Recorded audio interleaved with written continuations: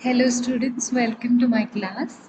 So in this video I will be continuing with retrosynthesis of molecule wherein we will be studying now about guaibion.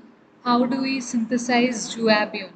So it is a methyl ester of todometric acid. As you can see, this is a structure of guaibion and there are two stereoisomers, both of which occur naturally with R configuration at the CH atom. So these are the the stereoisomers, and one is referred as erythro and one is referred as a trio. You can see one, the CH3, the methyl group is positioning on the one side, whereas the other, this CH3 group is moving into the page. This is three-dimensional representation. We show wedged line and dashed line, correct? So that is shown. So these are the two isomers of this particular molecule. So next, let us go to the synthesis. Before that, what we are supposed to do? We are supposed to write the disconnection of guaibion. So this is a structure of guaibion which you should remember. Now let us write the disconnection in guaibion. First, where will you disconnect? First, we'll write the disconnection in guaibion. So before doing disconnection, you have to make some alteration in the molecule. For example, here you have the COOMe group, but it is not easy to add a group like this to the ring. So you make this functional group interconversion into C double bond O group, okay, a ketone group.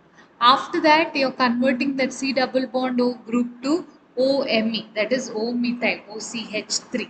So if you want to go back from this OCH3 group to C double bond O group, what you're supposed to do? You're supposed to do hydrolysis. Always remember what we're writing here, like hydrolysis or reduction, does not mean we are doing that.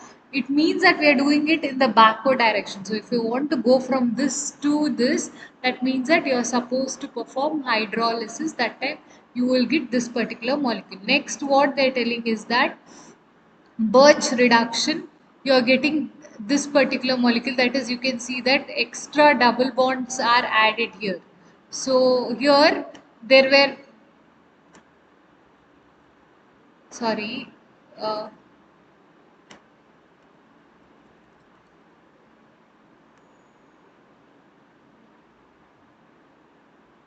so you can see that here there were no double bonds that were present here. That means that there were two hydrogens each that were present here. But as we do Birch reduction here, we are we are removing hydrogens. So as we are going forward, actually we are doing oxidation, removal of hydrogen. But as we come backwards, they are writing Birch reduction. That is to go from this product to this product to this product. What we are supposed to do? We are supposed to do reduction. So that's why they've written Birch reduction on the arrow. Next, what is the next product that we're getting? After we have done Birch reduction, here you can see we are disconnecting this long molecule at this particular site, that is CX disconnection is done.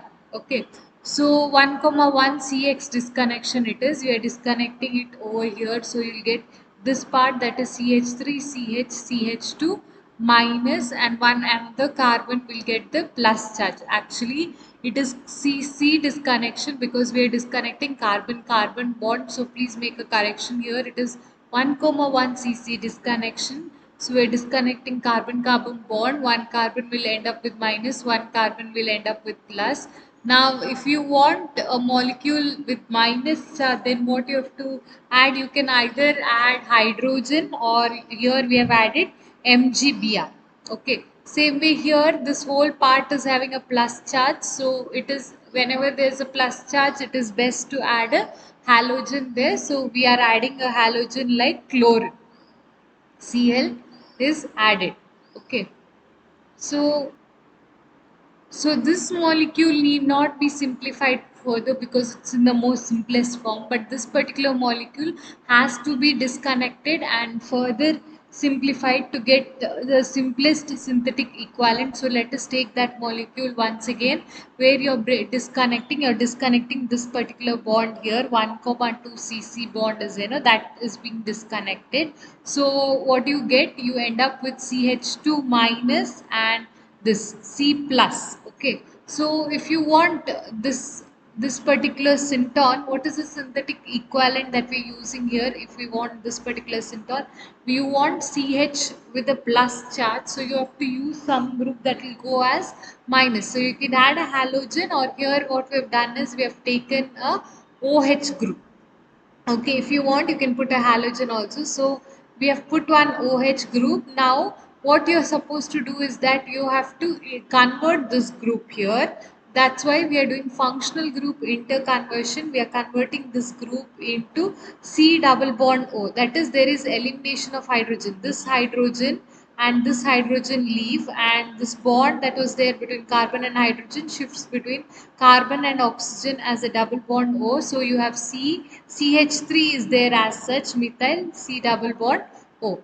Next, after that, what you get is that this is the molecule that you have. Next, you are doing functional group interconversion. That is, you are converting this Me to H. Okay, that is a functional group interconversion that is you are doing. So finally you get para-methoxybenzaldehyde, and you know that para-methoxybenzaldehyde is readily available anywhere, so you don't have to simplify it further. So we will stop at this. So this will be our main first reactant that we are going to use.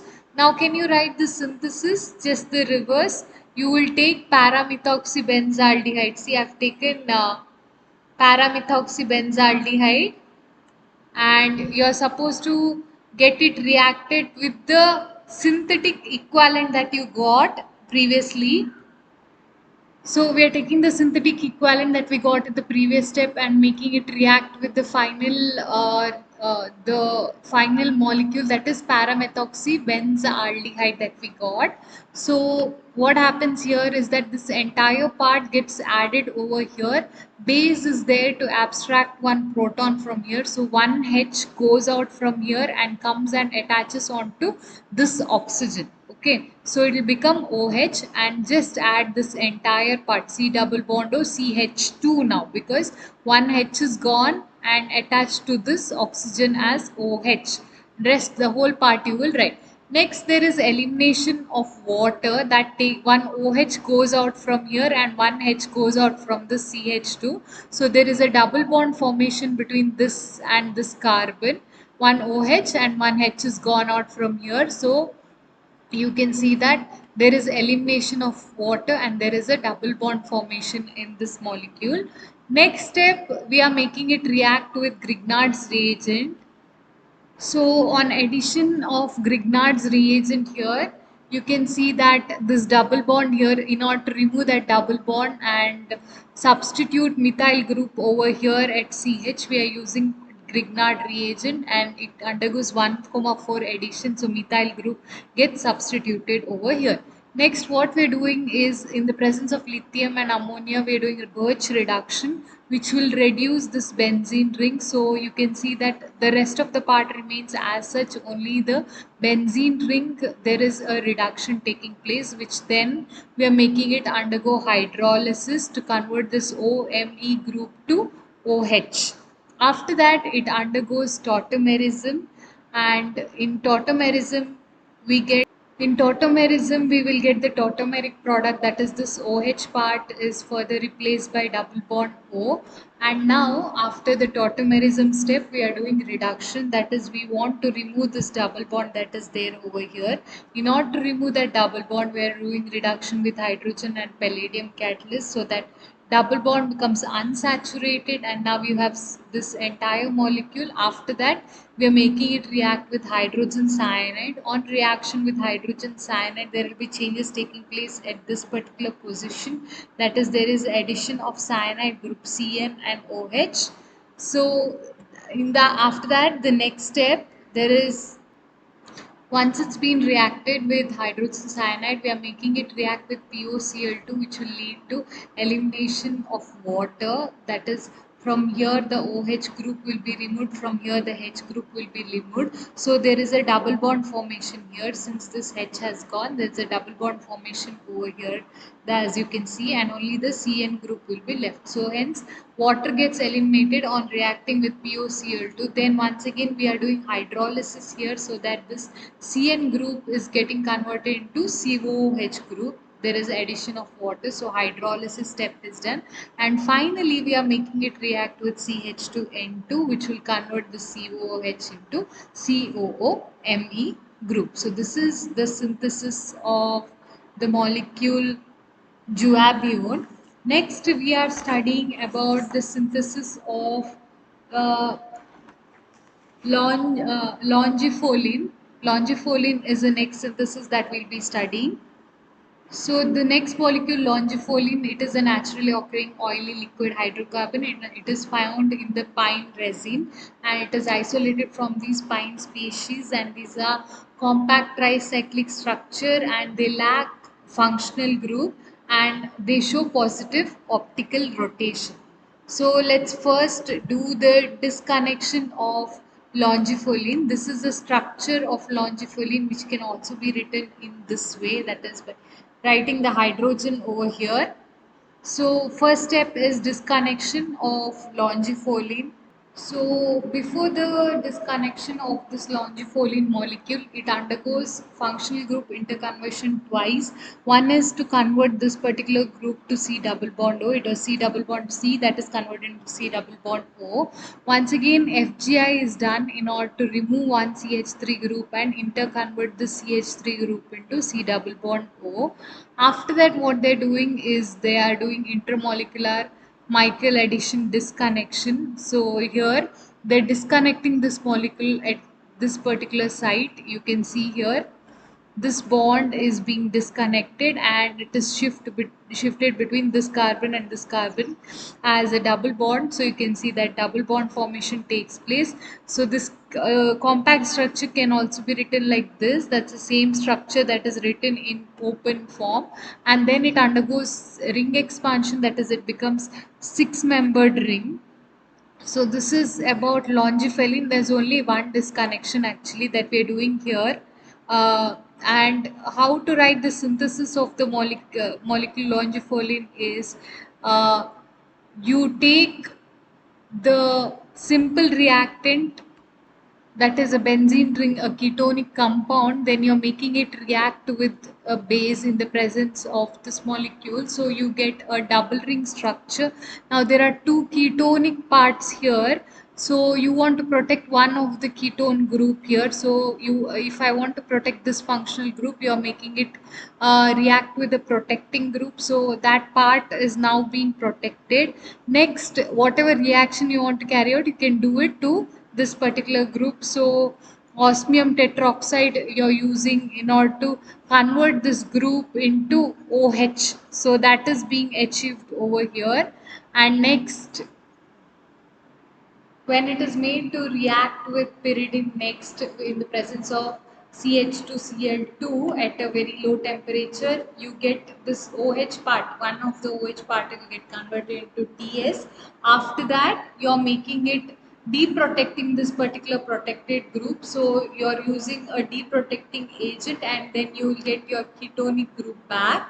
Okay, after that, what you're doing is that you are making it react with lithium aluminum hydride, which converts this C double bond or group into OH. Okay. Now once again in this step they are using the protecting agent in order to protect this particular group, because you want to convert this OH group, this particular OH group into, sorry, double bond O group into OH, correct. So they want to protect this ketonic group, so they are using a protecting group here. Okay, so that protects the this part. So you're using lithium aluminum hydride to carry out reduction of this ketonic compound, so only that group undergoes reduction. So this is the second time you're protecting it.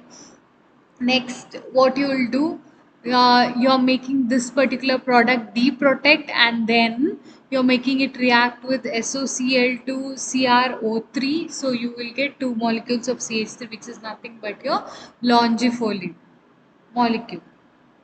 Next is pentylenolactone molecule. So now here you can see that they have used path A where they have disconnected the pentylenolactone molecule and shown, but this following this path is not possible because they have already said that a method that you're writing, retrosynthetic method, it should be real and workable, but this pathway is not real and workable. So we are following a pathway B where first we're doing FGI, wherein these two oxygen groups are converted to OH and OH. Then once again on FGI, there will be bond shifting here, interconversion of the bond, and after that, if you try to break this molecule, that is, try to do retro-Dean-Zalder synthesis, you will get these two parts in the molecule. So going to the synthesis of this particular molecule, you will write the synthesis, that is exactly. So the final step in the previous disconnection was retro-Dean-Zalder reaction. So here you will start with the Dean-Zalder reaction. After that you will make it react with osmium oxide, which will lead to formation of these two OH groups. Now you want them to form a ring, you want to combine them and form a ring, so you can make it react with CH3, C double bond or CH3, that is pentanone.